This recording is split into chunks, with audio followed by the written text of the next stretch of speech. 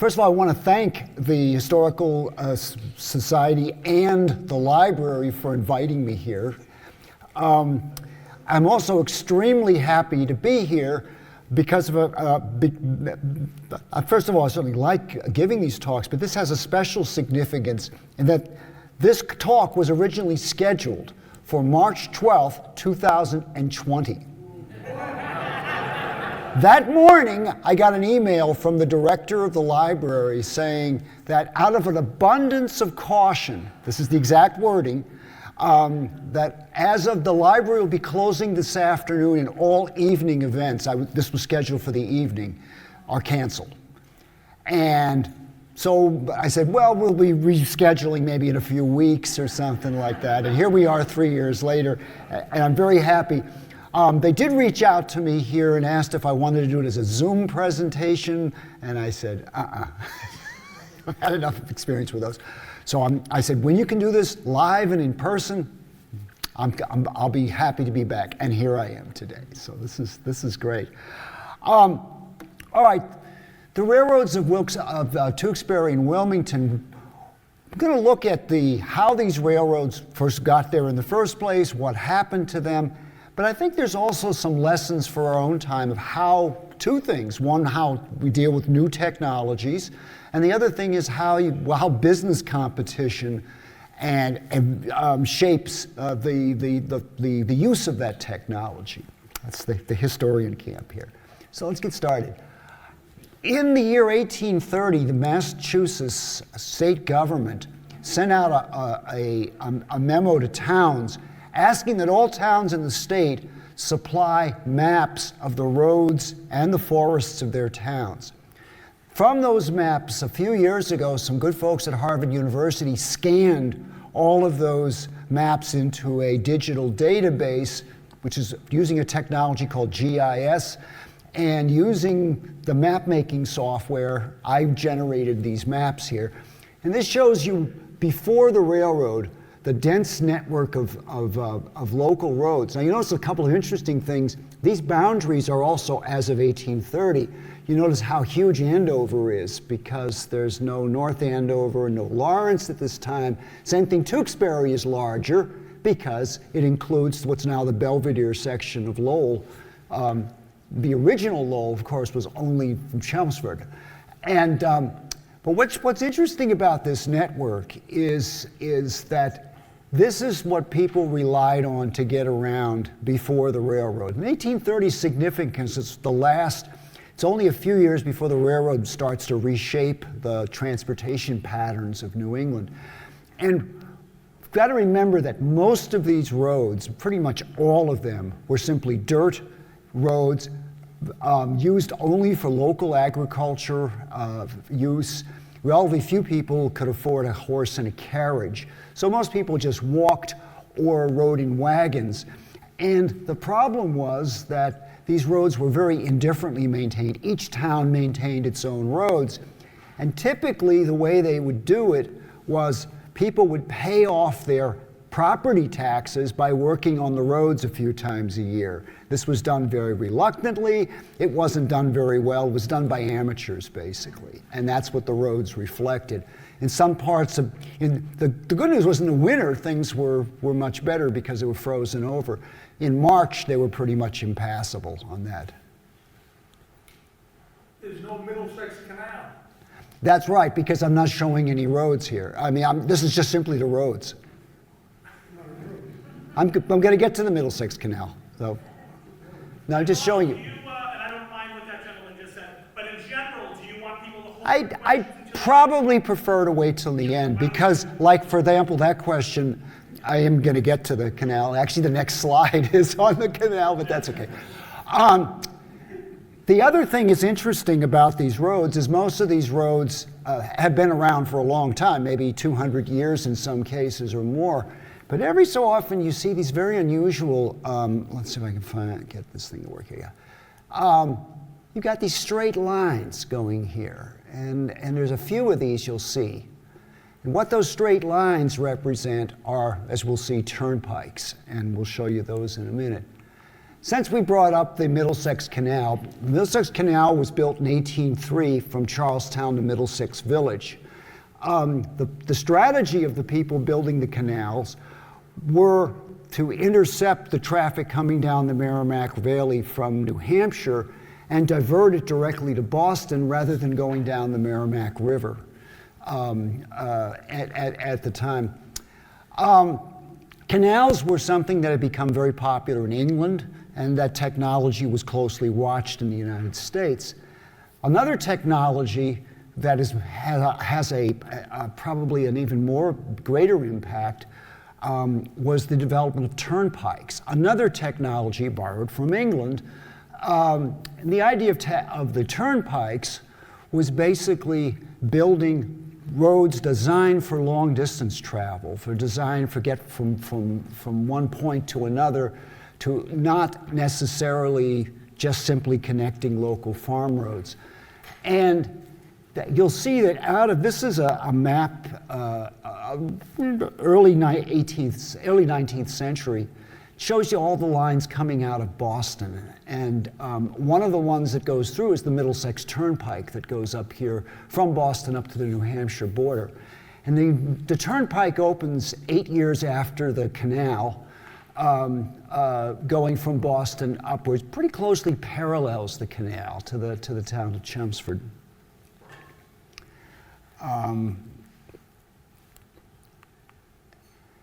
And this is a map you can see a little closer in the town of Chelmsford. One of the things that they had,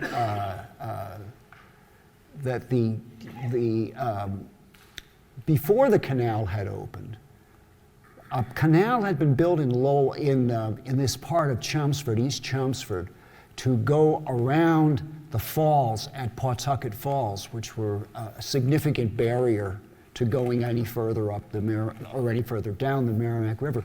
So the idea was, this is again before the canal was built, that travel would come down from New Hampshire, could take this canal, and then continue down the Merrimack River. But the canal, which ends in Middlesex Village, which again all part of Chelmsford, diverts a lot of this traffic, and the canal doesn't get much use. And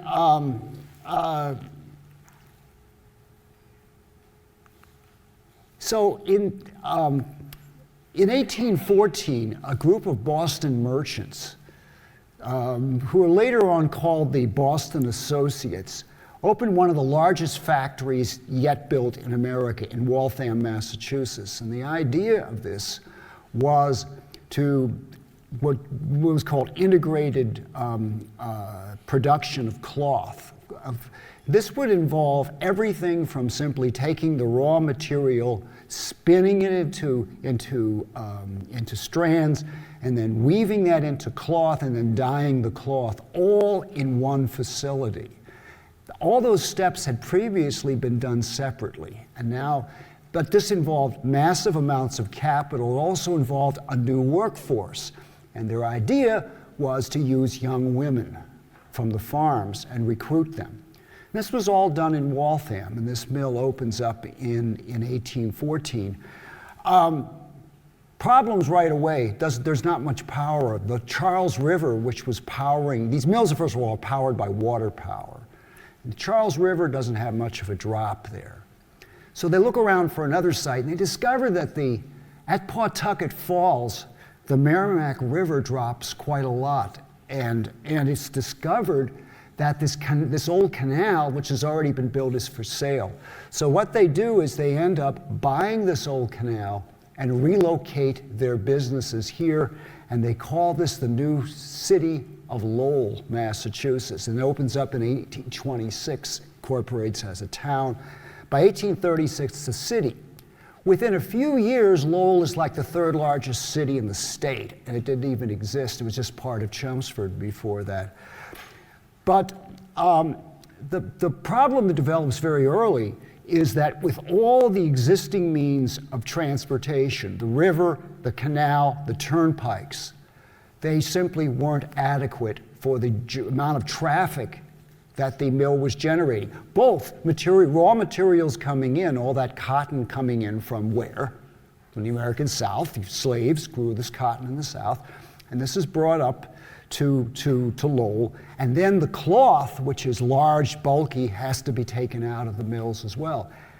None of those particular means of transportation work very well. For example, canals had a problem. The problem was winter, they froze up. So the roads could take some of the travel in winter, but the rest of the year they weren't, with the turnpikes, they simply weren't adequate for this. So turns to another technology, which comes from, guess where? From England again. And this is this technology that, just like the technology used in the mills had been stolen from the English textile firms in places like Manchester and Birmingham and Liverpool and the rest,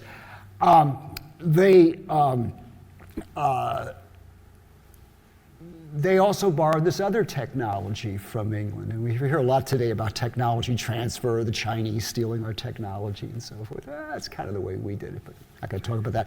Anyway, ever since the Middle Ages, railroads have been around for a long time. Ever since the Middle Ages, it had been known that wheeled vehicles on rail have an advantage. Two things. They provide guidance, and they also provide reduction of friction. And that's the advantage of this rail technology.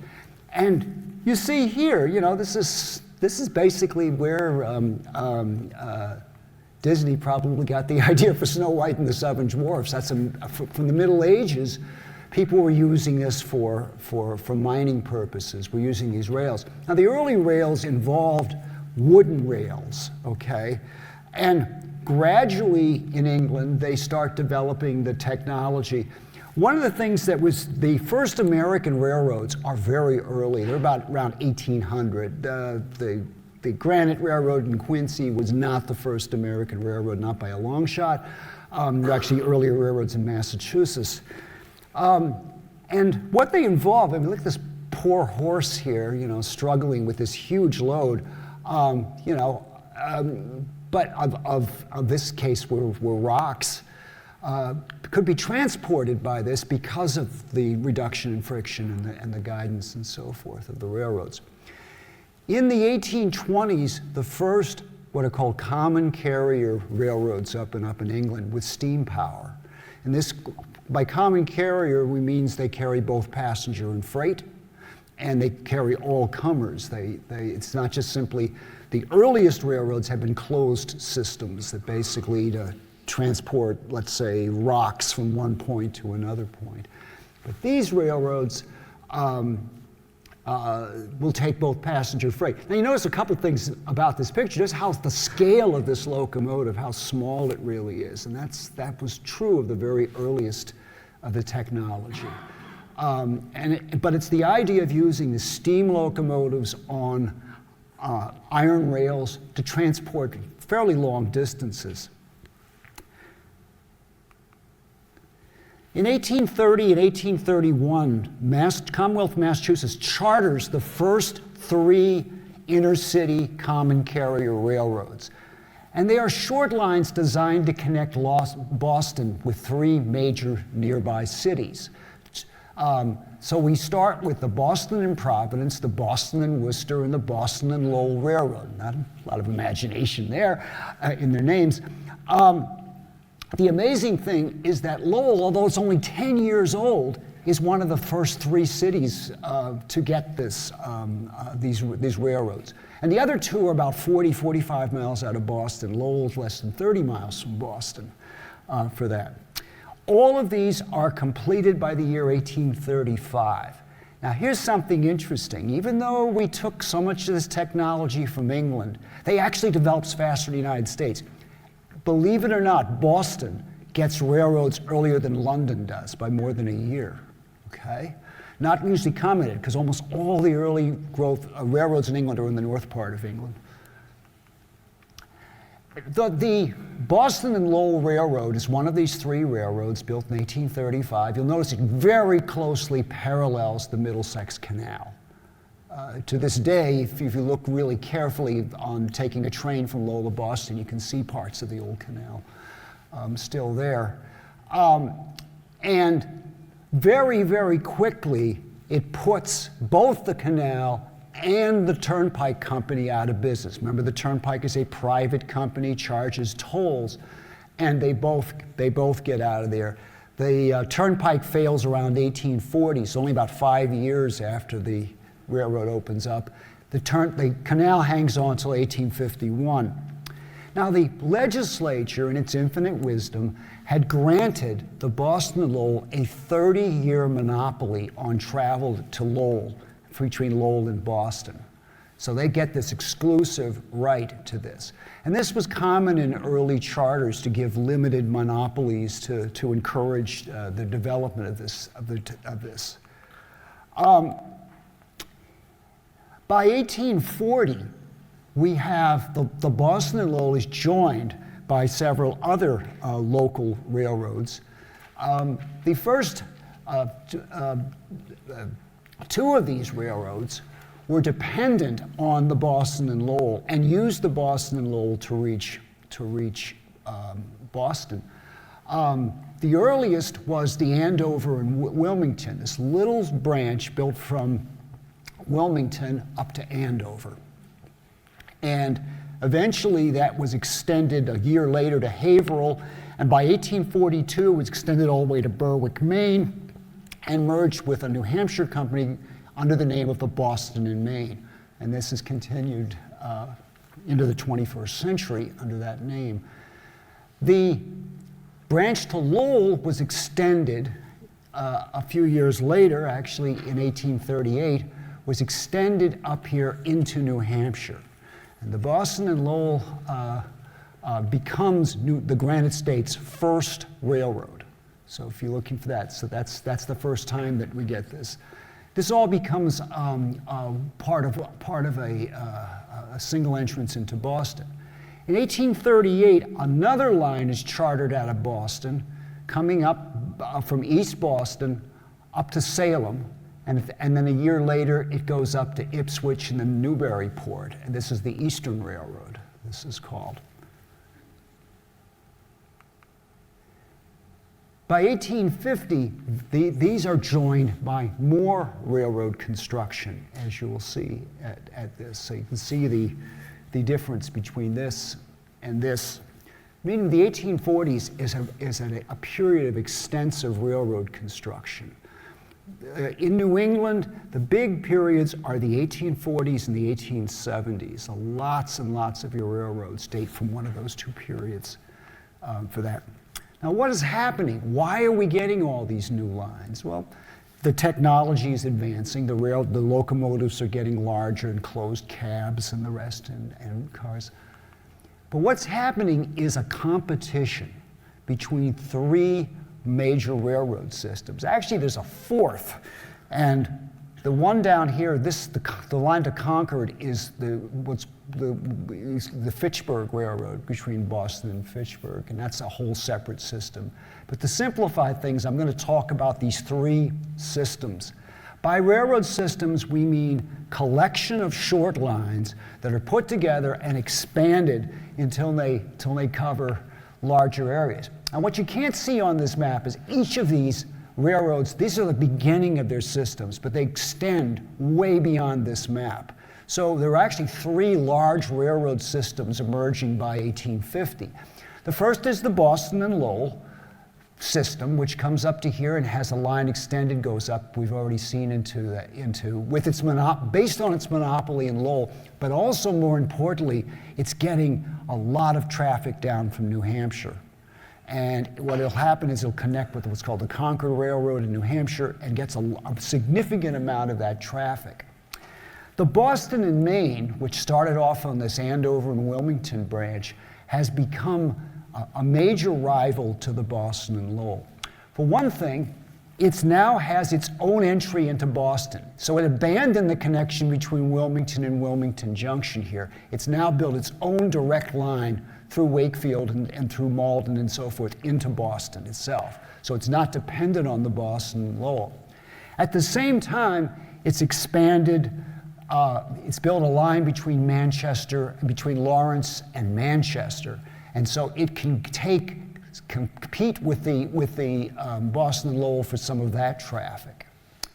And then finally, the Eastern Railroad has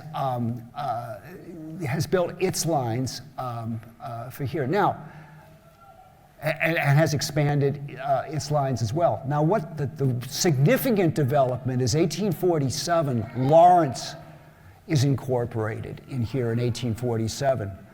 And Lawrence is another textile mill. It's founded by the same Boston associates that founded Lowell and will later build mills in Manchester, Nashua. In fact, they end up owning all of the water rights to the Merrimack River. So all these mill towns, starting from Manchester all the way down to Lawrence, are all owned by the same people. And they're the Cabots, the Lowells, the Amorys, the other great families of Boston. What's interesting is that by 1850, all three systems are starting to get interested in Lawrence. What the B&M does is it takes its original right-of-way, which bypassed Lawrence, routes it through Lawrence. So what you've got by 1850 are the earliest rail abandonments in New England. This stretch here and this stretch through Andover. And both of these lines, so it's now serving Lawrence directly. The Eastern Railroad builds a line, promotes a line to Lawrence, but they do kind of a not serious job. They don't fund it very well, and it's built pretty poorly, and it actually isn't operated for a few years. But they have this Essex Railroad that goes up to Lawrence. Finally, there's another railroad that gets built in the late 1840s, and that's this line, and this is very important for Tewksbury. This is called the Lowell and Lawrence Railroad. What it does is connects Lowell with this new city of Lawrence. It also takes over another line called the Salem and Lowell, which gives it connection down here to to both the Boston and Maine and the Eastern Railroad. So they've got connections to both of those lines. The Lowell and Lawrence is an independent railroad, but you can see that all three of these railroads, all three of these lines, the Boston and Lowell, Boston, Maine, and Eastern, potentially may be interested in this line because it competes with all of them, potentially, for this. If you go to 1870, you'll see that basically there's relatively little new lines built for that reason. There's a number of reasons. There's a major recession in 1857, and the Civil War comes up, which dissuades that. So, and the competition has pretty much stabilized by 1870. The biggest change that you see in 1870 is that the Lowell and Lawrence system has been absorbed, finally ended up sold to the Boston and Lowell. The Boston and Lowell kind of does this defensively because the people running the Lowell and Lawrence start making deals with the Boston and Maine to run trains directly down to Boston, even though they're not supposed to be doing that, and so forth. The Boston and Lowell has a monopoly over all direct traffic between Lowell and Boston. However, that monopoly is 30 years. It's going to expire. It does expire 1865. So now they don't have a monopoly. So they buy the line defensively to prevent somebody else from coming in there and competing with them. So this is basically the setup there. The other new railroad, the one major new line, is the Newburyport Railroad, which is this line over here, and comes up to Newburyport. It gives the Boston and Maine access to Newburyport. Why is that important? Well, the Eastern had a monopoly on that. It was the only line serving Newburyport. Now they've got two compete. So you've got all this competition that's going on here. And as these new lines get built, they get absorbed and bought out on this. And then in the 1870s, you see the last significant new construction, and it's only the single line, but it's important for here. It's the line called the Lowell branch of the Boston and Maine, and it's this line here. It goes into Lowell. It gives the Boston and Maine now direct access to Lowell for the first time. For the first time, there are now two rival railroads serving Lowell, and for all this. And you can see how complex these lines have gotten. They're mostly designed to compete with each other. This is the main reason why most of these lines are built. And that's going to cause some problems in the future. Now, what happens in the next 20 years is consolidation. What happens in the next 20 years is by the year 1900, all of the lines that you see on this map, with one exception, have become part of the Boston and Maine Railroad. The Boston and Maine has now pretty much a monopoly. The only exception is this line that had been built in 1871 by the New York, New Haven, and Hartford Railroad. And they've got this line going up through Chelmsford. Everything else on this map by 1900 has become part of the Boston and Maine system, even though they have belonged to these different lines. The B&M absorbs its rivals, the Eastern Railroad in 1884, the Boston and Lowell in 1887. And the Boston and Lowell by 1887 is a huge system. It's all the way up into most of New Hampshire, up to the Canadian border and all that. All these systems get consolidated. And then finally, the Fitchburg Railroad, which runs through Concord, gets absorbed in the Boston and Maine. Now, when you do mergers and acquisitions today, you want to buy up a company, how do you do it? Where do you get the money? What's that? Bonds. Yeah, you borrow the money, right? Same back in those days, which means in order to expand, you load yourself with debt. And this is true of these railroads after 1900. Now, the advantage they have is they have a monopoly, which means they can set the fares higher than they would have had to. That ended all the competition, okay, for that. At the 20th century, at the peak of the 20th century, the railroads, both the cotton mills of Lowell and the Boston and Maine Railroad reached their peak. The Lowell mills, back in the 1870s, they convert from water to steam power, and they're rebuilt at a much larger scale. The mills that you see today in Lowell are from the 1870s, when that rebuilding point. So all this capital's been sunk into them. And the railroads are really running high. Depots and stops. This map I put together shows you where the various railroads stations were of Tewksbury and Wilmington at the time. And it's remarkable how many stations there are, even very close together. And the reason is that the railroad completely dominates the local and long-distance transportation. If you want to go almost anywhere, you take the train. Most freight and express goes by the train as well. The depot had replaced the church and the town green as the center of your towns, these various depots. This is what things were organized around. Local roads were not a whole much better than they had been in 1830. There had been relatively little improvement on the local roads. And very few could afford horses and carriages for this point. So this gives you an idea of how many. I just included a few of the stations here, and we see on this wonderful poster the rest of I think that shows all of the Tewksbury stations on that poster, or most of them. By 1950, however, a lot of these railroads have disappeared, the railroad lines, and you can see them. They're now kind of a light color. You can see the lines here through Tewksbury, through here, and the Essex Railroad up here through Andover and Middlesex are abandoned at that point.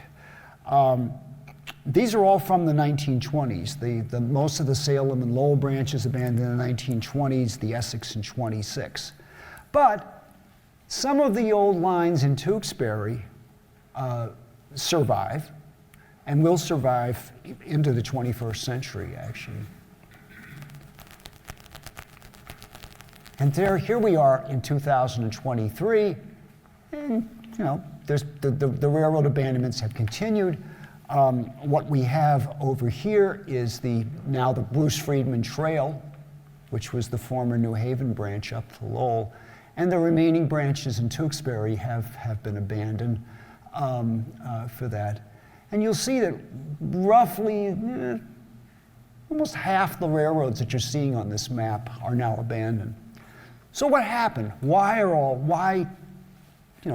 were these railroads? Why was this technology abandoned? There's a number of problems that these railroads had. The first problem was that this is part of a larger trend, that there's this economic decline in New England. The local economy in Lowell and Lawrence and elsewhere took a big hit. Starting in the 1920s, the textile mills, which had been rebuilt in the 1870s, are now 50 years old. Instead of rebuilding them a second time, however, the capital from New England is moved elsewhere. It's moved to the American South.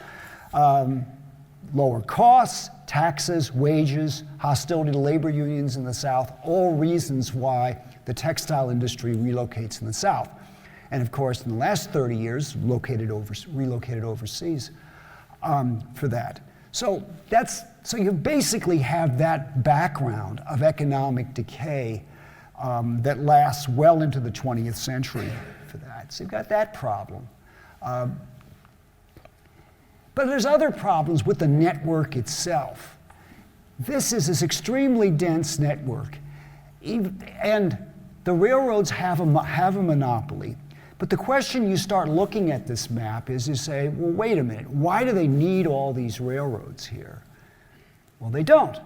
But there are some problems why they just don't simply walk away from it. Now today, a lot of businesses, you can basically just simply walk away from a business. If you're an airline, you don't want to run a route anymore, you just stop running it. You don't have to get rid of your airplanes or anything, you just relocate them elsewhere. But the railroads own these right-of-ways and have investments in them. And the problem is they've underwritten a lot of debt, and that means these lines are collateral against those loans. They just can't abandon them, just get rid of them and write them off their books. The other thing is a lot of these rail lines, even though if you look at the lines, like say through Tewksbury, you obviously don't need two lines between Lowell and Lawrence. That doesn't make any sense, but you have them. There's also customers have grown up around these lines. And there's a third problem. It deals with accounting data. Accounting was not advanced enough for the railroads themselves to know where the profits were coming from and where their costs were. They could not, granularity of data, whatever you want to call it, they could not tell in any given track how much revenue is it generating. Okay? How much does it cost? So it's very difficult to look at their system rationally, even if they could just abandon these lines. Now, one of the earliest cases of this is this line, the original Lowell and Lawrence line from Bleachery up here up to Wamsett was as early as middle of the 1890s, they took it out of operation. They just simply stopped using it. The tracks stayed there, the bridges, everything, just didn't use it. Because of the problems talking about, it took another 40 years before they actually abandoned it, even though it hadn't been used in 40 years.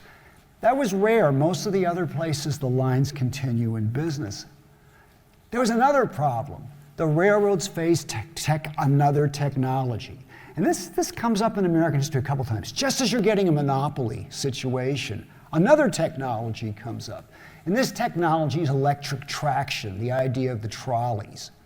It has the advantage of lighter rails, easier to build than the electric. And you look at the map of the lines of this area, and I drew this map here of the lines in Tewksbury, Wilmington. You'll notice how many there are, and you'll notice how closely they parallel the steam railroad lines. Okay, so there's a lot of competition with the steam railroads, and so the Boston and Maine had relied on these local travel to pay some of the expenses, and now they're up against this competition. They run faster. They run more. They don't run faster than the trains, but they're cheaper, and they run more frequently than the trains do. Now, these railroads, they're run in the towns, and in that outside of the towns, they run basically along the side of the road. And that's why almost all traces of them have disappeared today, with a few exceptions. Because when these roads when they get abandoned, the roads just simply get paved over, and the tracks get abandoned. But the heyday of the trolleys start up in the 1890s, and their heyday is just before World War I, say about 1912, 1913. And they last and the technology doesn't last that long. By the 1920s, most of it's gone, and there's only a little bit outside of the cities. It's pretty much all gone by about 1930 in this area. Most of these are all abandoned in the 20s for this. But it is a loss to the railroads. At least the Boston and Maine didn't make the mistake that New Haven Railroad did in Connecticut. New Haven Railroad just simply went around and bought out all these trolley lines and later ended up going bankrupt a couple of times. B&M only went bankrupt really once, and that was not to do with they didn't buy up these trolley companies. But here's the thing. After 1920s, there are a series of things that make very different, that compete with the railroads. Another technology change, much more serious competition than the trolleys, were the development, of course, of the automobile. And particularly after around 1912, the rise of the privately owned automobile, it's very popular, which means it gets tremendous political support to improve the automobiles. The other thing is that the development of the self-starter around 1912 and this development of enclosed cars, very important for New England, makes it possible to have the automobile as a serious means of transportation. Before about 1910, it was more of a rich man's play. After 1910, it starts to become serious competition for this. And it greatly reduces railroad passenger travel, except for commuting to Boston and the longer distance travel. But even maybe perhaps more important is the rise of motor trucking with larger trucks. And it gives the rails particular competition for the local freight. So now you've lost your local passenger, you lost your local freight. What do you got left? And the answer is you don't got much. But what's really significant in all this is the expansion of the road system. Now, in 1910, the roads are still in extremely bad shape, but because of the political support for the railroads and the technological support of new road building machinery, much more efficient than the older horse-drawn small-scale things, makes it possible to build these larger road systems that you've got. And with the development of the gas tax, gives a steady revenue source. And the popularity of the cars means that there is going to be a lot of political support for this. So what we see in the 1920s and 30s is this tremendous expansion of the road network. And virtually all local roads in Tewksbury and Wilmington and other towns get paved, let's say by World War II. You'll find the vast majority of these roads are paved. Then after World War II, after years of the Great Depression and World War II, there's a great revival of manufacturing in New England. And you have the high-tech boom. And so you've got these new companies. You've got your Raytheons, you've got your Decks, you've got your Polaroids, and many of these other companies, Wang and the rest. But there is something for railroads about them. They just don't have much need for railroads. These are not companies that bring in raw materials by rail, and they don't ship them out by rail. They use trucks, they use airplanes and the great growth of expansion. And then, of course, after 1960, the development of jet travel means that the railroads lose all the long-distance travel as well to other sources for this. So we end up with the railroads of Tewksbury and Wilmington today in 2023 still have, as opposed to some other parts of Massachusetts, my town of Pepperell lost its railroads years ago, I have none. There are a lot of active railroads in this area. Many of these lines are still used for passenger. The Boston and Lowell still provides passenger service. And up to Lawrence and Haverhill, there's the line that runs the old Boston and Maine line. The Lowell branch, which is here, forms part of a freight line that runs this direction. Most of these railroads in this area after World War II were still run by the Boston and Maine Railroad, and that continued until the 1980s after the B&M went bankrupt in 1970. And the lines were then taken over by Guilford Transportation. Timothy Mellon took that over, and in 2006 renamed, rather bizarrely, was renamed Pan Am Railroads after the airline, which they bought the rights to this long defunct railroad, an airline, and called it Pan Am for whatever reasons. And that continued until last year when the CSX Corporation took over the entire, what was then the B&M, the existing B&M system, and absorbed that. However, the Commonwealth of Massachusetts many years ago bought up most of these tracks. So I think, if I remember right, I think with the exception of the Lowell branch, I didn't check this, I should have, I think these are all owned by the state right now. I don't think the Lowell branch is, but it may be. In a lot of part of the state, abandoned railroads have been used for bike trails and the rest. Part of the problem here is that some of these lines were abandoned so many years ago that they were not preserved as right-of-ways. At least, certainly you folks know more than I do, but I don't believe there's any serious proposals to convert any of these into bike trails, because I think there's problems with who owns the right-of-ways and things of that sort.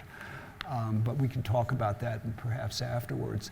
I know that down through Billerica, this is a trail, because I've walked on the trail here on that lines, some of those lines there for that. So finally, in conclusion, I think the development, the rise and fall of our rail network tells some interesting things, I think, about the history of technology and the history of competition. Competition may be a good thing, but the downside of it is that if you have that, competition can also be wasteful. And I think this was the case of these lines here. Let's be honest, the lines we're seeing here never should have been built. They didn't serve any reason, or and many of the lines that you'll see elsewhere in the state have the same issue, that they never really should have been built. And the reason for they were built long is past. It was these competition for these other railroads for that. But it's also the example of how technology changes and can change things, the disruption of technology and so forth. And that's certainly true in the history of transportation as well. Okay, and that's it. Let's give Ron a big Thank you. Thank you.